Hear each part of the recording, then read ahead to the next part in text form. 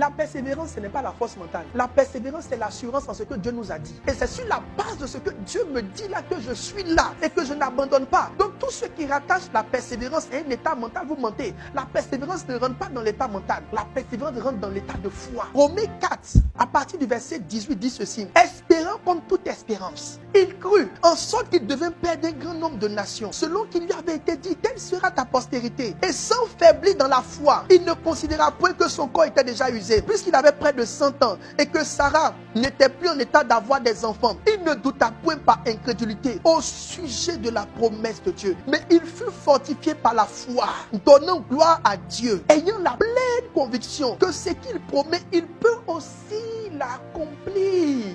Donc ça veut dire quoi? L'engagement d'Abraham s'appuyait sur quoi? L'engagement d'Abraham s'appuyait sur ce que Dieu a dit et non sur la grosseur de son cœur. Donc écoutez-moi très bien. Lorsqu'on veut développer le fondement de la persévérance, la première question qu'on se pose, c'est qu'est-ce que j'ai entendu de Dieu? Un homme qui veut persévérer dans une affaire sans qu'il n'ait entendu de Dieu est en train de prendre un risque que lui seul va payer. Je sais que tu veux te battre pour ce projet. Je sais que tu veux te battre pour ce foyer. Je sais que tu veux te battre pour ce ministère. Mais j'ai envie de te demander, quel est le fondement de ta persévérance? As-tu entendu Dieu? Dieu ne veille pas sur ta parole, il veille sur sa parole. Dieu ne veille pas sur la parole d'un pasteur qui t'a blagué, il veille sur sa parole. Dieu ne veille pas sur la parole d'un gars qui t'a promis le mariage, il veille sur sa parole. Si tu veux voir Dieu agir, sois sûr que tu es en train de fonctionner avec sa parole. Parce qu'une fois que ce n'est pas lui qui a dit, il ne veille plus, il dort. Mais quand sa parole est relâchée, Dieu s'interdit le sommeil. Il observe ta vie et tes voies et il te pousse pas à pas vers ta destinée.